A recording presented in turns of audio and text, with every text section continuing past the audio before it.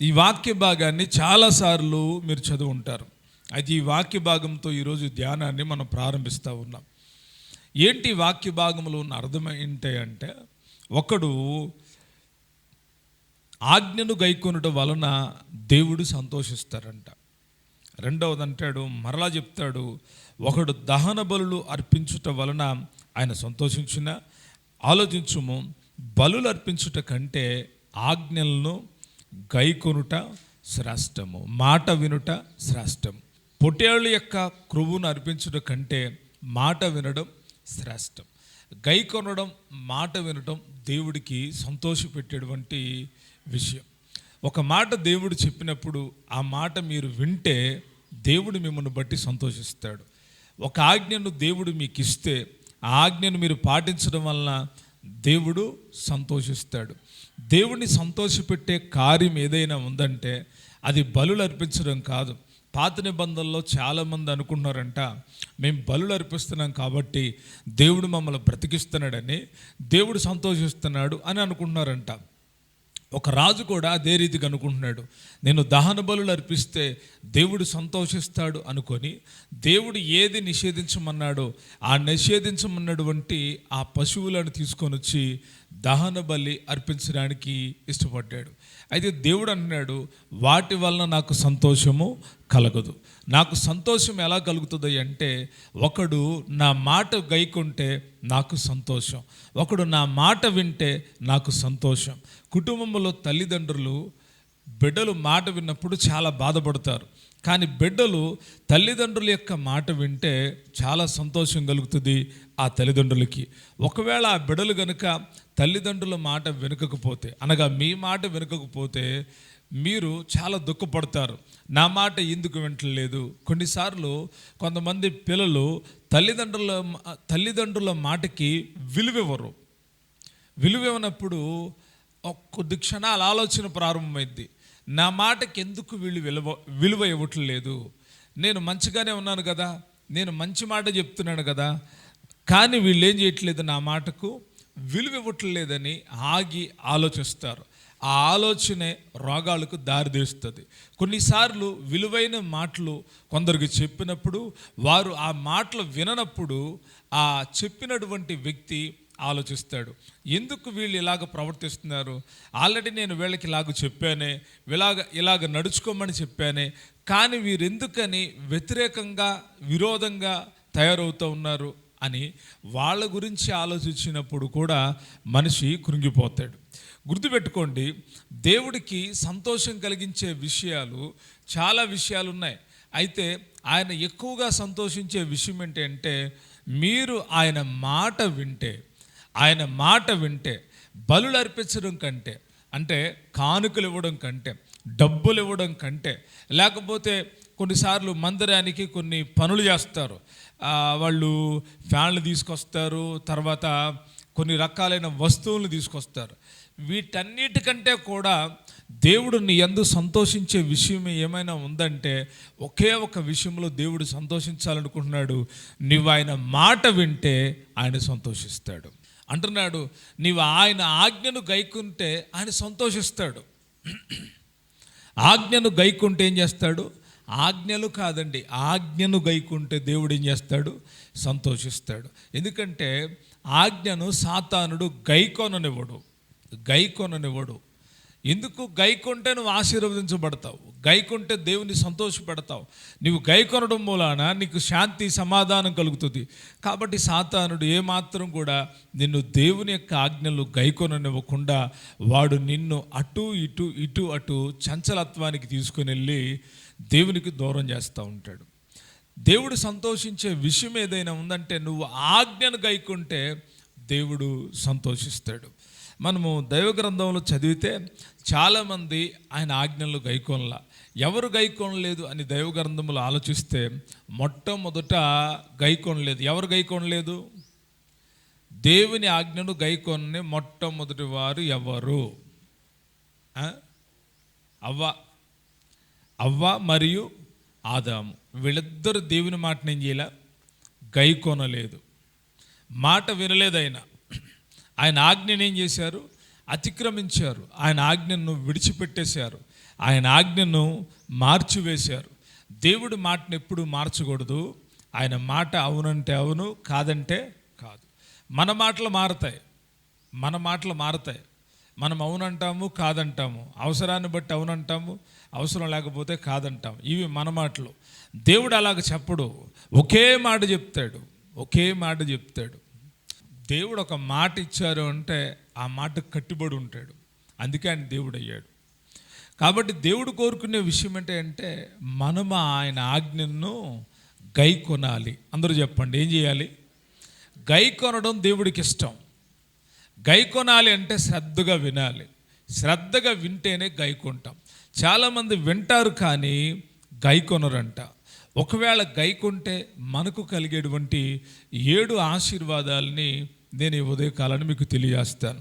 చదువుతారా? మొట్టమొదటి ఆశీర్వాదం, మీరు దేవుని మాటను కానీ దేవుని ఆజ్ఞను కానీ గైకుంటే మీ జీవితాలకు కలిగే ఆత్మ సంబంధమైన ఆశీర్వాదం లేక దేవుడిని గురించి ఆశీర్వాదం ఏంటో చదువుతారా? 1 యోహాను రాసినటువంటి పత్రిక 2వ అధ్యాయం 5వ వచనం. ఆయన వాక్యము ఎవడు గైకొన్నో వానిలో దేవుని ప్రేమ నిజముగా పరిపూర్ణమాయెను. మొట్టమొదటిగా మీ జీవితాల్లో దేవుని వాక్యాన్ని మీరు గైకొనాలి అని దేవుడు మీకు తెలియజేస్తూ ఉన్నాడు. ఎవరైతే ఆయన వాక్యాన్ని గైకుంటారో వానిలో దేవుని ప్రేమ నిజముగా పరిపూర్ణం అవుతుందంట. ఏమవుతుంది అంటే ప్రేమ పరిపూర్ణతలోకి వెళ్ళాలి అంటే మన వల్ల కాదు, మనకు సాధ్యం కాదు. చాలామంది వారి ప్రేమలో మేము పరిపూర్ణమైన ప్రేమ కలిగి దేవుని వెంబడిస్తున్నామంటారు. కాదు, నిజం కాదు అది. ఎప్పుడు మీరు పరిపూర్ణ ప్రేమను, దేవుని ప్రేమను కలిగి ఉంటారంటే ఎప్పుడంట ఆయన వాక్యము ఎవడు గైకొనునో వానిలో దేవుని ప్రేమ ఉంటుంది. రెండవదిగా 1 యోహాను రాసినటువంటి పత్రిక 3వ అధ్యాయం 21వ వచనం. దేవుని యొక్క మాట గైకొనడం మూలాన, ఆజ్ఞను గైకొనడం మూలాన మనకు కలిగే శ్రేష్టమైనటువంటి ఆశీర్వాదం రెండవది, మరియు మనం ఆయన ఆజ్ఞలు గైకొనుచు ఆయన దృష్టికి ఇష్టమైనవి చేయుచున్నాము గనక మనమేమి అడిగినను అది ఆయన వలన మనకు దొరుకును. యోహాను ఒక చక్కటి మాటను తనతో ఉన్న సంఘానికి, తనతో ఉన్న విశ్వాసులైన వారికి, పరిశుద్ధులకు ఈ మాటలు చెప్తున్నాడు.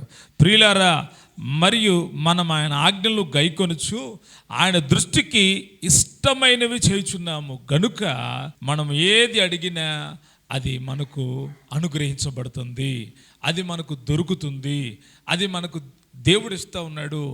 ఎందుకు ఇస్తున్నాడు అంటే ఒకటి ఆజ్ఞలు గైకొనడం, రెండవది ఆయనకి ఇష్టమైనవి చేయడం. ఏం చేయడం?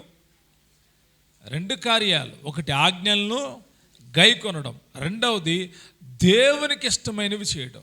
దేవుని ఇష్టమేదో తెలుసుకొని మీరు చేస్తే మీరు చేస్తున్న ప్రార్థనలు దేవుడు వింటాడు. ఇది రెండవ విషయం. మూడవదిగా సామెతల గ్రంథం 19వ అధ్యాయం 16వ వచనం. ఆజ్ఞను గైకొనువాడు తన్ను కాపాడుకునివాడు తన ప్రవర్తన విషయమై అజాగ్రత్తగా నుండివాడు చచ్చును. మీరు దేవుడి ఆజ్ఞను గైకుంటే మిమ్మల్ని మీరు ఏం చేస్తారు?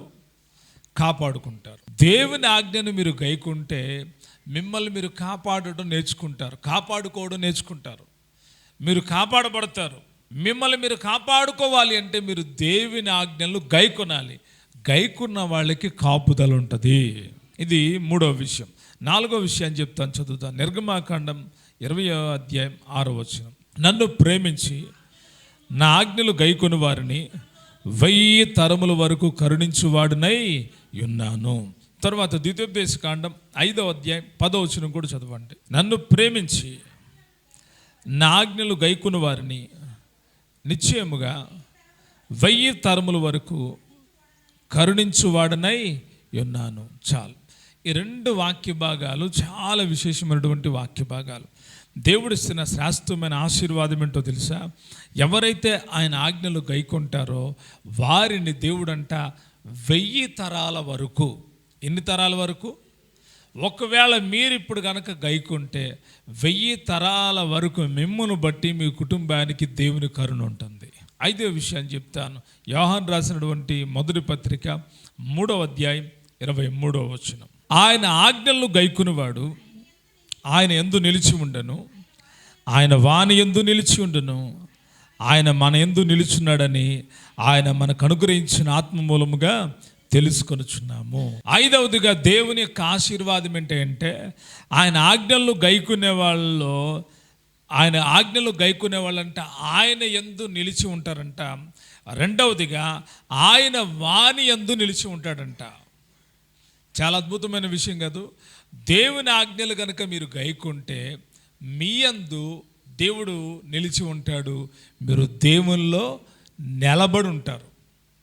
అలాగే మీరు నిలబడి ఉన్నారు అని, మీరు ఆయన ఆజ్ఞలు గైకొంటున్నారు అని ఆయన మనకు అనుగ్రహించిన ఆత్మ మూలముగా మీరేం చేస్తారు, తెలుసుకుంటారు.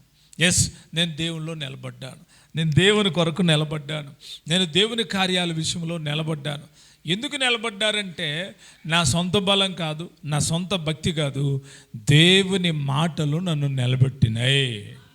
దేవుని యొక్క కట్టడలు, దేవుని యొక్క ఆజ్ఞలు, దేవుని యొక్క నిబంధనలు, దేవుని యొక్క వాక్యము నన్ను ఆయనలో నిలబెట్టింది. నాలో ఆయన నిలిచి ఉన్నాడు, నేను ఆయనలో ఉన్నా, ఆయన నాలో ఉన్నాడు. ఆరోదిగా కీర్తన గ్రంథం 19వ అధ్యాయం 11వ వచనం. వాటి వల్ల నీ సేవకుడు హెచ్చరికనందును, వాటిని గైకొనుట వలన గొప్ప లాభము కలుగును. దేవుని యొక్క ఆజ్ఞలను, దేవుని యొక్క న్యాయ విధులను, దేవుని యొక్క ఉపదేశములను, దేవుడు ఏర్పరిచిన ధర్మమును, దేవుడు ఇచ్చినటువంటి ఆ యొక్క వాక్యమును ఎవరైతే గైకొంటారో వారికి గొప్ప లాభం. 7వ విషయాన్ని చెప్తాను, చదువుదాం. కొరింథీయులకు రాసినటువంటి మొదటి పత్రిక 11వ అధ్యాయం 2వ వచనం. మీరు అన్ని విషయముల్లో నన్ను జ్ఞాపకం చేసుకొనుచు నేను మీకు అప్పగించిన కట్టడలను గైకొనుచున్నారని మిమ్మును మెచ్చుకొనుచున్నాను. పౌలు గారు కొరింథీలోనున్న దేవుని పిల్లలకు ఈ మాటను చెప్తా ఉన్నాడు. మీరు అన్ని విషయాల్లో నన్ను జ్ఞాపకం చేసుకుంటా ఉన్నారు, మంచిదే. రెండవది అంటాడు, నేను మీకు అప్పగించిన కట్టడలను, పారంపర్యములను మీరు గైకొనుచున్నారని మిమ్మును మెచ్చుకొనుచున్నాను. దేవుని యొక్క మాటలు దేవుని సేవకుడు బోధిస్తాడు, ఆయన కట్టడలను దేవుని సేవకుడు బోధిస్తాడు. మీరు గైకుంటేనేమో సేవకుడు మిమ్మల్ని మెచ్చుకుంటాడు. సేవకుడు మెచ్చుకున్నాడు అంటే దేవుడు మెచ్చుకున్నట్టే. 7 విషయాలు నేను మీకు చెప్పాను, 7 ఆశీర్వాదాలు మీకు చెప్పాను. మీరు ఎక్కడున్నారో మీకు మీరే ఆలోచించుకోండి. దేవుని పిల్లలైన మీరు ఆయన ఆజ్ఞలను గైకొంటున్నారా? భయపడాలి. దేవా నువ్వు చెప్పావు నాయనా, నేను తొలగిపోతున్నాను. పశ్చాత్తాపం రావాలి, కన్నీరు రావాలి, మార్పు చెందాలి, హృదయంలో పరివర్తన రావాలి. ఎప్పుడైతే ఆ రీతిగా మీ జీవితాలు మారతాయో, మీరు బలులు అర్పించడం కంటే మాట వినుట శ్రేష్టమని దేవుని వాక్యానికి, దైవజనుడి మాటకు ప్రాధాన్యత ఇచ్చినప్పుడు మీరు దేవుని యొక్క ఆశీర్వాదాలు పొందుకుంటారు. ఒకడు ఆజ్ఞలు గైకొంటున్నాడు అంటే అర్థం ఏంటంటే వాడు దేవుణ్ణి ప్రేమిస్తున్నాడు. మీరు నిజంగా దేవుడిని ప్రేమిస్తున్నారా? ప్రేమిస్తే ఆయన ఆజ్ఞలను అనుసరించి నడుచుకుంటారు, ఆయన ఆజ్ఞలు గైకుంటారు. దేవుడు మీ ప్రార్థన వింటాడు. మిమ్మల్ని మీరు పరిశీలన చేసుకొని హృదయ పరివర్తన చెంది మీ జీవితాలు ముందుకు కొనసాగించండి. దేవుడు కృపను అనుగ్రహించి నడిపించును గాక.